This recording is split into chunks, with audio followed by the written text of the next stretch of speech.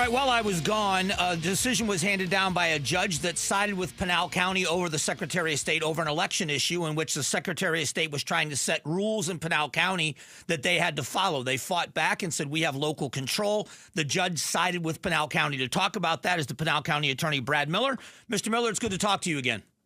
Thank you so much, Mike. Let's dig into this a little bit. This was more about, it wasn't specifically about what he wanted. It was am I right in the fact that it was that he didn't have the right to make you do this? Yeah, he didn't have the right to make us do this. But the most important thing is Pinal County took a position that we didn't want to disenfranchise voters with disabilities. And that's really what the judge found, is that what the Secretary of State wanted to do would have resulted in people with disabilities being disenfranchised, not having the same access to vote. How so? Can you explain what he wanted and how that was going to happen? Absolutely. And so Pinal County is very unique, and we're the only county that has what's called a precinct-based voting system. We think that's best for election integrity. We have 109 precincts all throughout the entire county. Each of those precincts has a device called an accessible voting device, which is a device that allows people with disabilities to vote. Some people can't use their hands. Some people have inability to speak. It allows people to actually mark their ballot and even though they have a disability. And so what Secretary Fontes wanted to do was to say that anybody, even people without disabilities, can actually use the accessible voting device, and it had to be programmed to have a ballot and print out a ballot for any of the precincts. So he would have forced us to violate state law in Title 16, 122 by having a provisional ballot or printing out a provisional ballot at each one of our precincts. Now, I know we're kind of getting into the weeds here, but I think the biggest takeaway is this, is that the Secretary of State was asking Pinal County to violate the law. The judge sided with us, and now we're going to move forward. In the judge's decision, what explanation stood out to you in the judge's decision and what he had to say, the judge said about this decision? Am I asking the question the right way? I think so. I think the biggest thing is that Secretary Fontes did not have the authority that he said he possessed. And in fact, the judge really pointed it out and called him out and said, show me where in state statute you have this authority to force Pinal County to count out of precinct ballots, for one. Show me where in statute that you can force Pinal County to reprogram accessible voting devices. And then thirdly, and probably most importantly, where in statute can you force Pinal County to become a vote center model, not a precinct-based model? And the Secretary of State couldn't point to anything. And in fact, what he argued was something very generic, is I have gap-filling ability, or I have statutory authority that allows me to fill in the gaps, really create law. And that's the problem. Secretary of State thought he could create law, and the judge came back and said, no, you do not have that authority. So how will this affect the voters in Pinal County? I imagine now there's going to be no effect because it's going to continue the way it's always continued. Is that right? That's 100% correct. So people should still have faith in their elections, especially here in Pinal County. Like I said, we have 109 of these vote centers. We believe in this model because we believe that elections should be local, it should be controllable, and it should be an event. It should be something important when people actually go to the polls. They know who they're voting for. They know who they're voting with. You know, when I grew up, my first time voting was in 2000. And so I remember going to a local school and then later going to a local church and voting. It was an important day.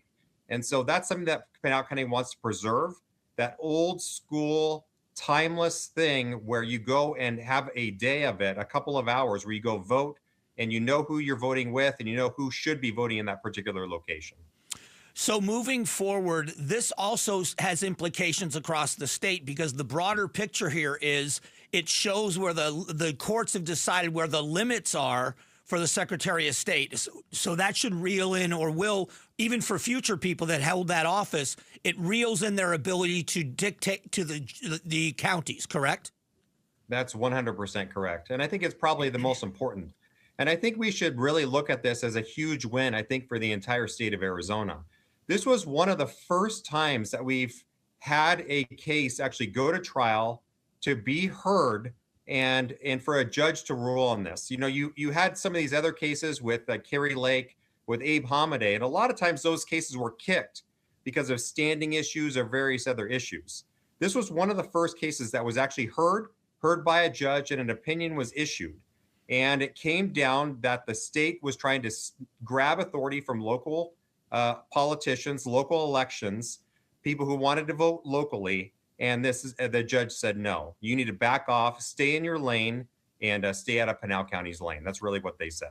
So because I'm not a lawyer, this may be an ignorant question to you, but is there an opportunity for an appeal, or is this a done deal now? So can he go back to the courts and go to a higher court or go to an appellate court and say, we think this judge was wrong and we want to move forward, or is this a done deal?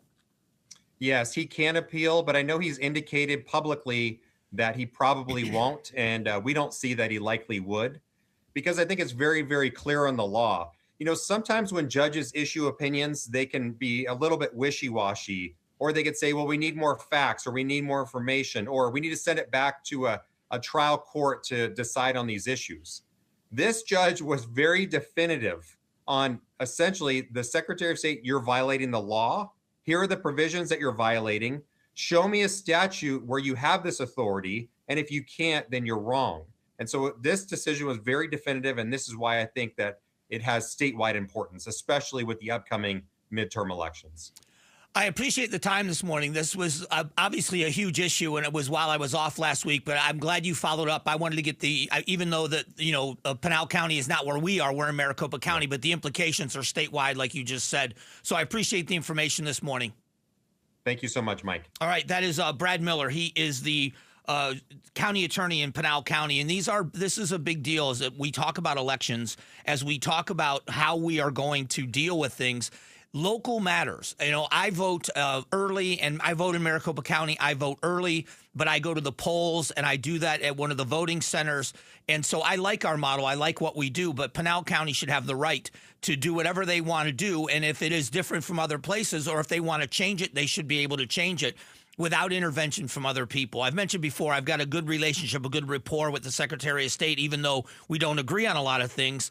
And so for them to take this defeat, it is not against him personally. It is talking about this is how our government is supposed to work, that when there is an issue and you think that somebody in politics, an elected official, has overstepped their authority, you go to the courts. And that's how the branches of government are supposed to work. So in the legislative branch, when somebody goes from that branch and says, or the executive branch, and they overstep their authority, or you believe they have, the courts look at the Constitution and say, yes, you have, or no, you haven't. So this is just one of those clarifications that I think in the long run is going to be very, very good to make sure that it's out there.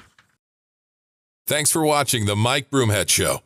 Tap to watch and listen to the new season of Amazing Arizonans, a KTAR News podcast. You can also click the button in the middle to subscribe.